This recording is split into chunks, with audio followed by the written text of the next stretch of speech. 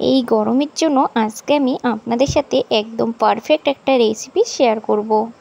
ঠান্ডা ঠান্ডা মন প্রাণ জুড়ানো ভীষণই টেস্টি এই ডেজার্টের রেসিপিটা আজকে আমি আপনাদের সাথে শেয়ার করব। এই গরমের জন্য এই রেসিপিটা একদম পারফেক্ট। এটা বানানোর জন্য আমাদের লাগবে মাত্র 3টে উপকরণ। এই গরমের সময় আপনারা কিন্তু এই রেসিপিটা একবার ট্রাই করে দেখতে পারেন। আশা করব এই রেসিপিটা আপনাদের সবার খুব ভালো লাগবে। তাহলে চলুন আজকের এই রেসিপিটা ঝটপট দেখে নেওয়া যাক। আমার রান্নাঘরে সবাইকে স্বাগতম জানিয়ে শুরু করছি আজকের রেসিপি। তো এই ডেজার্টটা বানানোর জন্য আমাদের লাগবে মাত্র 3টে উপকরণ। প্রথম উপকরণ হচ্ছে টক দই। এখানে আমরা 200 গ্রাম টক দই নিয়েছি। এবার আমাদের এই টক দইটাকে ভালো করে জল ঝরিয়ে নিতে হবে। ছাঁকনির ওপরে সুতির একটা কাপড় নিয়ে খুব ভালো করে আমরা এই দই থেকে জল ঝরিয়ে নেব। এবার আমরা এই দইয়ের কাপড়টাকে মুড়ে নেওয়ার পর হাত দিয়ে চেপে চেপে যেটুকু জল বের করা যায়, তারপরে আমরা কি করব, এই দইটাকে ভারী কিছু দিয়ে চাপা দিয়ে রাখবো। তাহলে দেখবেন সমস্ত জলটুকু বেরিয়ে যাবে দই থেকে। এই রেসিপিতে কিন্তু দইয়ের জলটাকে আমাদের খুব ভালো করে বার করে নিতে হবে। তো 2 ঘন্টার জন্য দইটাকে এইভাবে চাপা দিয়ে রেখে দেব। এবার আমরা দ্বিতীয় উপকরণে চলে যাব। এই রেসিপির মূল উপকরণ হচ্ছে আম। তো এখানে আমি 2টো আম নিয়েছি।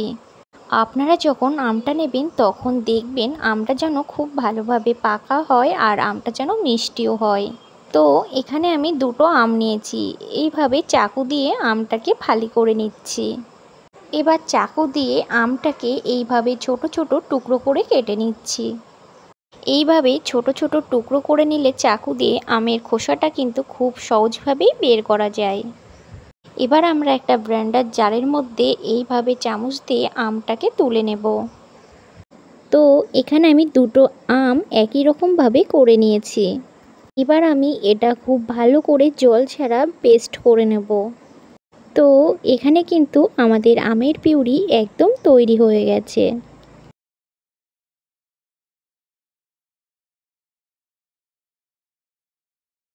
তো এই দিকে আমি 2 ঘন্টার জন্য দইটাকে এইভাবে চেপে রেখেছিলাম। এবার আমরা ওপর থেকে এগুলো সরিয়ে নেব। এইভাবে কিন্তু আপনাদের অতি অবশ্যই দই থেকে জলটা বার করে নিতে হবে। আপনারা দেখে বুঝতেই পাচ্ছেন দইটা কত সুন্দরভাবে জল ঝরে গেছে। অনেকটা দেখতে কিন্তু ছানার মতো লাগছে। আপনাদের কিন্তু এইভাবে দইটাকে শক্ত করে নিতে হবে। এবার আমরা এইভাবে দইটাকে ম্যাশ করে নেব। এই দইটাকে কিন্তু একদম স্মুথভাবে ফেটানো যাবে না, কারণ আমাদের দইটা কিন্তু অনেকটাই শক্ত হয়ে গেছে। তো এর মধ্যে আমি দিয়ে দেব আমের যে পিউরিটা আমি তৈরি করেছিলাম সেটা এর মধ্যে দিয়ে দিলাম। আর দিয়ে দেব এর সাথে কনডেন্স মিল্ক। এই 3টি উপকরণই লাগবে আমাদের এই রেসিপিটা বানানোর জন্য। এখানে আমি হাফ কাপ পরিমাণে নিয়েছি কনডেন্স মিল্ক। আপনারা চাইলে কনডেন্স মিল্কের বদলে এখানে গুঁড়ো দুধ অথবা চিনিও ব্যবহার করতে পারেন, কিন্তু কনডেন্স মিল্ক দিলে পরে এই রেসিপিটা খেতে কিন্তু বেশি দুর্দান্ত লাগে। এবার আমরা এই উপকরণগুলো খুব ভালো করে মিশিয়ে নেব। এই যে যতটা দলা দলা ভাব রয়েছে সেটা যেন খুব ভালোভাবে মসৃণ হয়ে যায়, তেমনভাবেই আপনাদের কিন্তু এটা ফেটাতে হবে।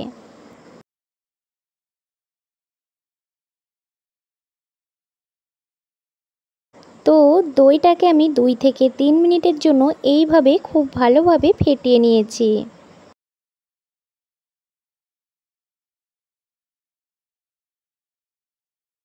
তো এখানে আমি নিয়ে নিয়েছি একটা কেক টিন। আপনারা কিন্তু চাইলে যে কোনো স্টিলের বাটিতেও এই রেসিপিটা তৈরি করতে পারেন। এবার আমরা এর মধ্যে সাদা তেল দিয়ে খুব ভালোভাবে ব্রাশ করে নেব। এবার আমি এর উপরে দিয়ে দেব একটা সাদা কাগজ। এখানে কিন্তু আমি বাটার পেপার ব্যবহার করছি না, একটা নর্মাল সাদা কাগজ নিয়ে নিয়েছি। সাদা তেল দিয়ে আবারও ওপর দিয়ে খুব ভালোভাবে ব্রাশ করে দেব। যদি আপনাদের কাছে বাটার পেপার না থাকে তাহলে আমি যেভাবে করছি আপনারাও ঠিক এমনভাবে করে নেবেন।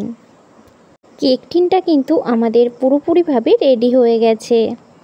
এবার আমরা যে মিশ্রণটা বানিয়ে নিয়েছিলাম সেটা এর মধ্যে ঢেলে দেব। ঢেলে দেওয়ার পর এবার আমরা হালকা হাতে এটাকে ট্যাপ করে দেব আর ওপরটাকে এইভাবে সমান করে দেব। তো এখানে কিন্তু আমাদের দইটা একদম রেডি হয়ে গেছে। এবার চলে যাব এটা ভাপানোর জন্য। এদিকে দেখো কড়াইয়ের মধ্যে দিয়ে দিয়েছি বড় কাপের 1 কাপ জল আর তার মধ্যে বসিয়ে দিলাম একটা স্ট্যান্ড। গ্যাসের আঁচটা লো টু মিডিয়ামে রেখে দেব। এবার আমরা দইয়ের পাত্রটা ওপরে বসিয়ে দেব। এবার আমরা এর উপরে একটা ঢাকনা দিয়ে দেব। এবার আমরা ঢাকা লাগিয়ে 15 থেকে 20 মিনিটের জন্য এইভাবে স্টিমে রেখে দেব। তো এখানে আমার 20 মিনিট হয়ে গেছে। এবার আমি ঢাকনাটা সরিয়ে নিচ্ছি। 20 মিনিটেই কিন্তু এটা আমাদের খুব ভালোভাবে জমে যায়। এবার আমি গ্যাসটাকে অফ করে এটাকে হালকা একটু ঠান্ডা করে নেব। হালকা একটু ঠান্ডা হয়ে যাওয়ার পর এবার আমি এটাকে নামিয়ে নিয়েছি। এবার আমি ওপর থেকে ঢাকনাটা সরিয়ে নিচ্ছি। দইটা কিন্তু এখনও বেশ ভালোই গরম আছে। এই দইটাকে ঠান্ডা করে নিয়ে মোটামুটি 2 থেকে 3 ঘন্টার জন্য ফ্রিজে রেখে দিতে হবে। তো 2-3 ঘন্টা পর আমি এখন ফ্রিজ থেকে বার করে নিয়ে এসেছি। তো এখানে কিন্তু দইটা আমাদের খুব সুন্দরভাবে জমে গেছে। আমি আঙুল দিয়ে আপনাদেরকে দেখিয়ে দিচ্ছি। এইভাবে চেপে নেওয়ার পর আঙুলটা কিন্তু আমাদের ড্রাই বেরোবে, তার মানে বুঝে নিতে হবে দইটা কিন্তু আমাদের পারফেক্টভাবে জমে গেছে। চাকু দিয়ে এইভাবে সাইড দিয়ে কেটে নিলে পরে খুব সহজেই কিন্তু দইটা আমাদের বেরিয়ে আসে। এবার আমরা এর উপরে একটা প্লেট দিয়ে উল্টে দিলাম। তো আমাদের কিন্তু খুব সহজেই এই দইটা বেরিয়ে এলো।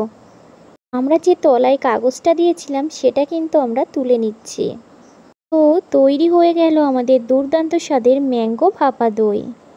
এটা খেতে যে কি অপূর্ব স্বাদ হয়, একবার যে বানিয়ে খাবেন সে কিন্তু বারবার খেতে চাইবেন। এবার আমি একটা চাকু দিয়ে নিজের পছন্দ মতো শেপে কেটে নিচ্ছি। এটা কিন্তু এইভাবে খেতেই দুর্দান্ত লাগে, তবে এটা একটু সুন্দর করার জন্য ওপর দিয়ে আমরা সাজিয়ে নেব। ছোট ছোট আম টুকরো করে নিয়ে এইভাবে ওপর দিয়ে সাজিয়ে দিচ্ছি। আর আমের ওপর দিয়ে দিয়ে দিচ্ছি ছোট ছোট বাদাম কুচি। তো তৈরি হয়ে গেল আমাদের ভাপা আম দই। খেতে অপূর্ব স্বাদ হয়, একদম মুখে দেওয়ার সাথে সাথেই মিলিয়ে যাবে। এই গরমের সময় যদি ঠান্ডা ঠান্ডা ডেজার্ট হয় তাহলে কিন্তু মন প্রাণ জুড়িয়ে যায়। এই রেসিপিটা গরমের সময় যদি আপনারা একবার বানান বারবার খেতে ইচ্ছা করবে।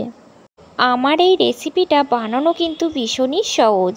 আপনারা যদি আমার এই রেসিপিটা ফলো করে বানান তাহলে আমাকে অবশ্যই কমেন্ট করে জানাবেন। আর ভিডিওটি ভালো লাগলে লাইক, কমেন্ট, শেয়ার এবং সাবস্ক্রাইব করতে ভুলবেন না। আর পাশে থাকা বেল বাটনটি অবশ্যই প্রেস করবেন, তাহলে সবার আগে আমার ভিডিও আপনার কাছে পৌঁছে যাবে। আজকের মতো এখানেই বিদায় নিচ্ছি। সুস্থ থাকবেন, ভালো থাকবেন।